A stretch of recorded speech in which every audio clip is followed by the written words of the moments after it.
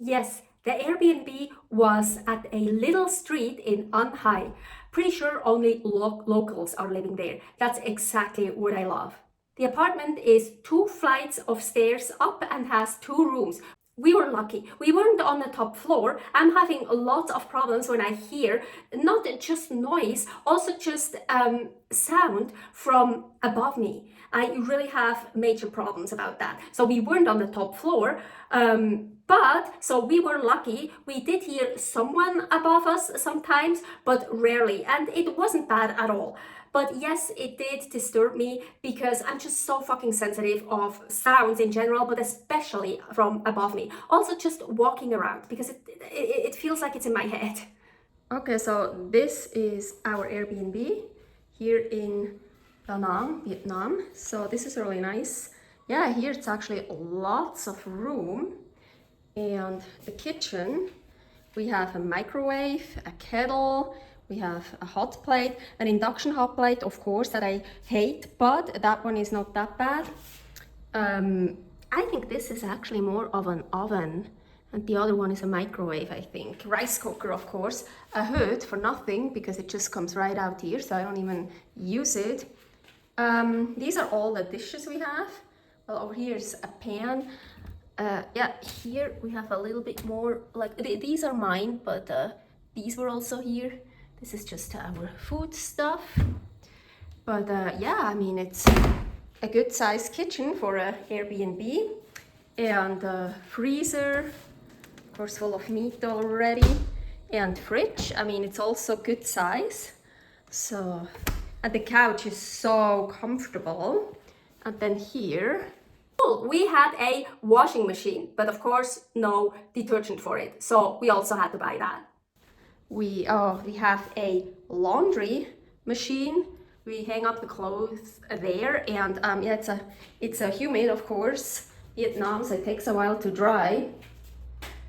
Here, the bathroom. There was no toilet paper here, nothing. Only the bathroom has hot water, and you need to turn a switch on about 5 minutes before you want to use the hot water, so it has to warm up.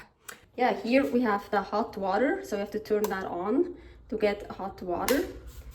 And here, the bedroom. So yeah, really big room. The bed is super crazy comfortable. Here, my workstation.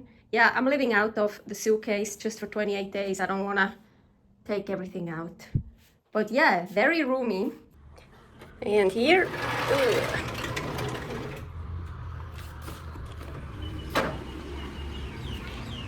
a little balcony.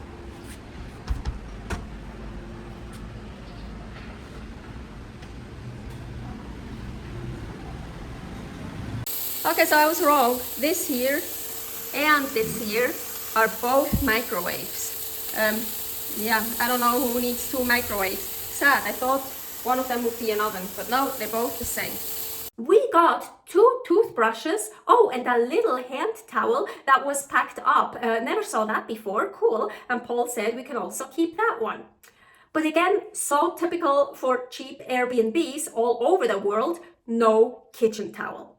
Nothing. They provide you with a kitchen, but no towels in the kitchen.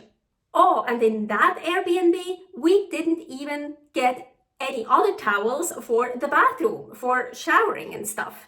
Only that little hand towel that was there packaged up. Also no dishwashing soap, sponge or brush, and not even toilet paper. Well, it was the first time for us in Vietnam, but I think they don't provide any of these things in cheap Airbnbs because I think probably they just get stolen. Like all those little things, Airbnb guests then just take everything. Like maybe they take the towels, they take all the dishwashing soap, they take the sponges, they just take everything home. Well, it didn't really surprise me to find any of these things in that Airbnb. Maybe the bathroom towels that surprised me a little, but especially the toilet paper didn't surprise me because Vietnamese people, they don't use toilet paper usually. They use that douche thingy, I call it. I don't know how it's really called. So and that's why we always travel with toilet paper, some extra rolls in the luggage, and always some that are already started, so they're not really big, in like Paul's bum bag, belly bag, or in my jacket. So we always have some toilet paper handy. And at the Hotel Air in Singapore, where we stayed the night before, I packed up some extra toilet paper that was there, because I was thinking, ooh, we probably don't get toilet paper in Vietnam in the Airbnb. Here is the second video about our move from Australia to Vietnam, Singapore to Da Nang, Vietnam. Oh, but I was actually super surprised that when Paul texted our host if we could flush the toilet paper, he said yes.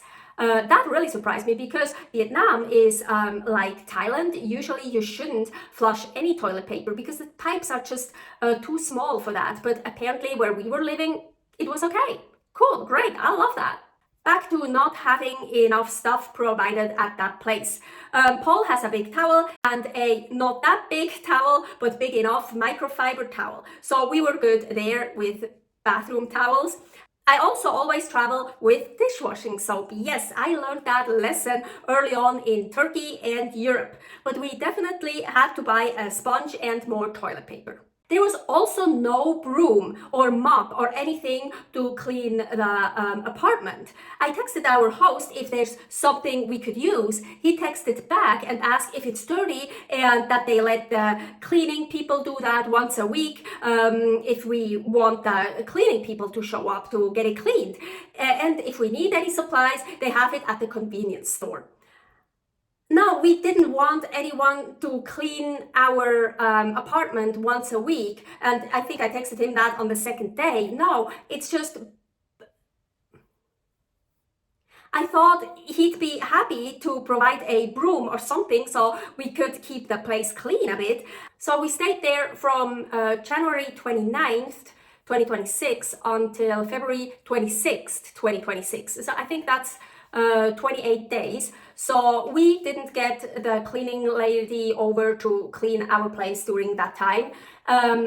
But we could have once a week for free, well included in the price. They would have provided that. But yeah, just once a week. But even just between those weeks, you maybe wanna keep the place clean. But yeah, they don't provide a broom or anything for that. So I told Paul to buy something we can disassemble so we can take it with us. He found a mop for something over $2 American dollars 66. We will definitely take that with us to Cambodia. Pretty sure we will need that there as well. And Paul just really likes to sweep and mop and keep a place clean. Yes, really. Paul said it many times. He likes doing housework inside and outside the house, also car, garden work, and fixing stuff. That's really awesome. He likes doing these things. As mentioned, there was only hot water in the bathroom. So for doing dishes in the kitchen, I really want to do dishes with hot water. I don't like doing dishes with not hot water. So I just boiled water in a kettle, just tap water in a kettle. So I had hot water to do the dishes. Especially for doing the dishes the first time in the Airbnb, because I still saw some dirt on the supposedly cleaned dishes. I always do that every time we are in an Airbnb. Whatever dishes we want to use, I clean them first. I wash them first. And so far, I don't think there has been one Airbnb where I couldn't find at least a little bit of food rest on a plate or in a pan or somewhere. Actually, maybe the Airbnb in Split, Croatia, that one or those we had to could have been really clean, but those were expensive. So here is the video accommodations in Split, Croatia. But usually we take cheap Airbnbs, so they're not spotless clean, and especially not the dishes, unfortunately. I don't really care if there's still a bit dirt on the floor or something, but the dishes, I'm sorry, that's just gross. Oh yeah, it is normal to pay the electric bill extra in Vietnam. So on the first day, the host took a picture of the meter and sent Paul that picture. He said it's about 4,000 Vietnamese dong per kilowatt. That's 15 cents.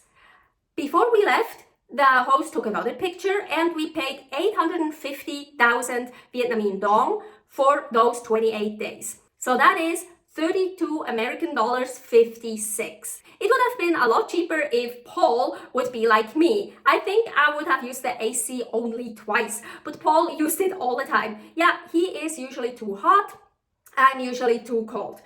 But still, $32 American dollars 56 for electricity for 28 days is fucking cheap. We paid about 4 times as much in Reno, Nevada, the USA. The Wi-Fi was quite shitty, but Paul fixed that by installing our own router. That also made it safer, but unfortunately, towards the end of our stay, I could barely watch anything on Netflix that I didn't download it first. The kitchen, of course, had a hot plate, a fucking induction plate that I hate so much. But I knew that most Airbnbs have that. But I was surprised I could actually burn the meat in the pan. Yeah, it didn't turn off by itself when it thinks, ooh, it's too hot. I love that, because if I want to burn my meat, please let me burn my meat. Well, not my meat, the meat, beef or pork or something like that.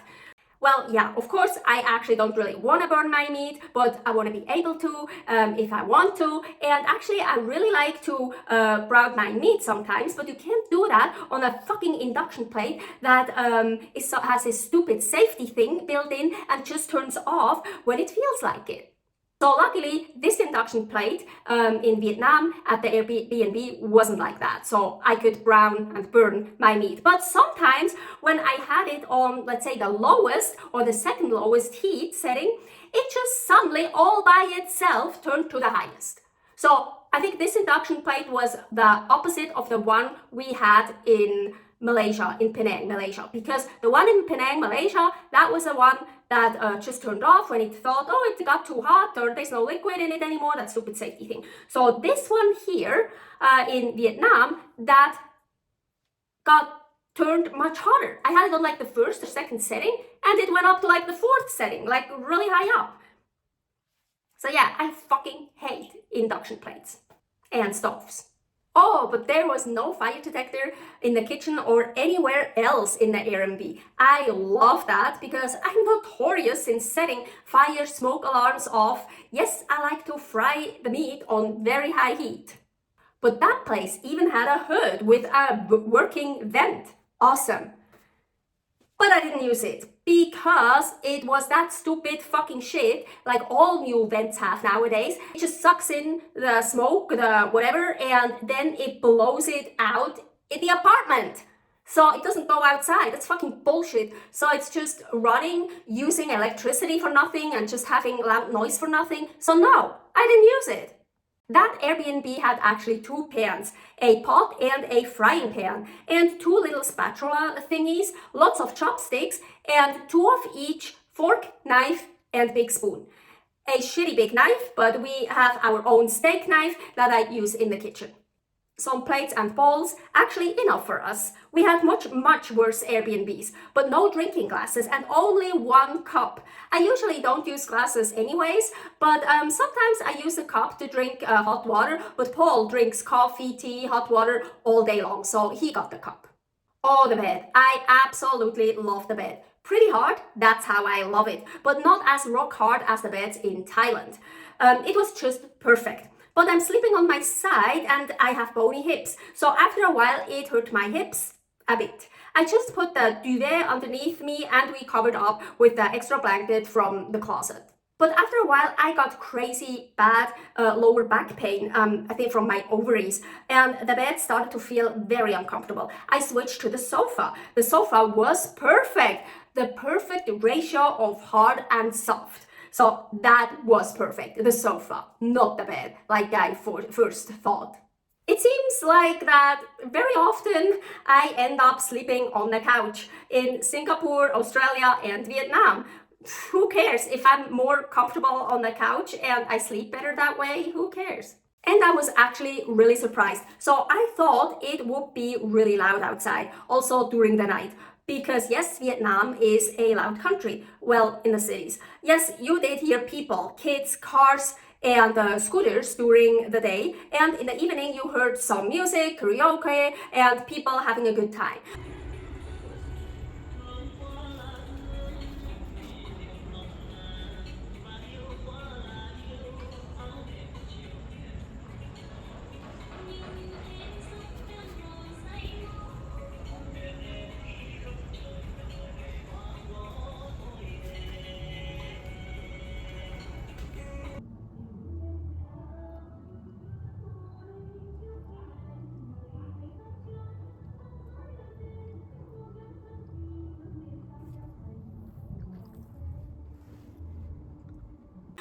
it wasn't that bad. Usually at 2300, 11 p.m., it was quiet and really quiet. You didn't even hear any scooters anymore.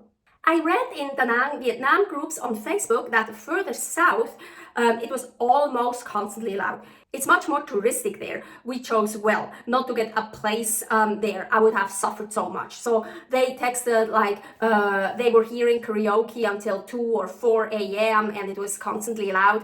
But yeah, it's the party zone. It's where the tourists are. It's where everything, the hotels, the parties, everything is. So yeah, we chose very well. The bathroom, to no surprise, smelled like sewer, but not as bad as other bathrooms we have in Europe. And honestly, as much as I hate any scents and smells, I'd much rather have the bathroom or anything smelling like sewer than perfumes. When we arrived, the entire apartment smelled like a perfume that was like lingering in there, and it was really so bad. It almost gave me a headache, and it actually did make me nauseous. So I remember when the host showed us the apartment, I almost run straight to the little balcony and just stood out there because it was really so bad. So yeah, I don't like sewer smell. No, of course not. But if I have to choose sewer smell or perfume, it's the sewer. Really, the perfume, it's worse. It's worse for my brain. Yeah. But so Paul also had a great idea how to get rid of that sewer smell in that bathroom. He poured some of that washing detergent powder on the bathroom floor. So there were 2 ACs. When we arrived at the Airbnb, the ACs did work, but not the controllers. The host tried to change the batteries, but it still didn't work. He said he'll get a handyman, but he had troubles reaching one. So about 5 to 6 days later, a handyman came by and fixed the controllers. Yes, finally not stuck at 18 degrees Celsius. That's fucking cold for me. Finally, I could put it to 26. That's what I usually like, but that was in the bedroom. The one in the kitchen, living room area was still stuck on whatever it was stuck. We didn't even know. Way too cold for me. And it was dripping water on the table where I was sitting. So that was fucking annoying. So while I was eating, we turned it off. As I mentioned, I barely needed the AC anyways. We were in Da Nang from, as mentioned, January 29th until February 26th. It wasn't very warm at the beginning. It was cloudy and raining, actually. The rainy season was more or less just over. Towards the end, we got some nice 28 degrees Celsius weather. Anyways, but as mentioned before as well, Paul is almost always hot. Good thing I usually was almost always in that bedroom with no AC on, and Paul was in the kitchen living room area with the AC on. But it wasn't just that you couldn't adjust the temperature by the AC in the kitchen living room. It had another problem as well. You turned it on and nothing happened. It took a long time for it to turn on. Basically, it turned on when I started cooking and it really got warm. But that wasn't good for Paul. So Paul found a solution. He just took the hairdryer, pointed it at the AC and blasted hot air at the AC until it came on.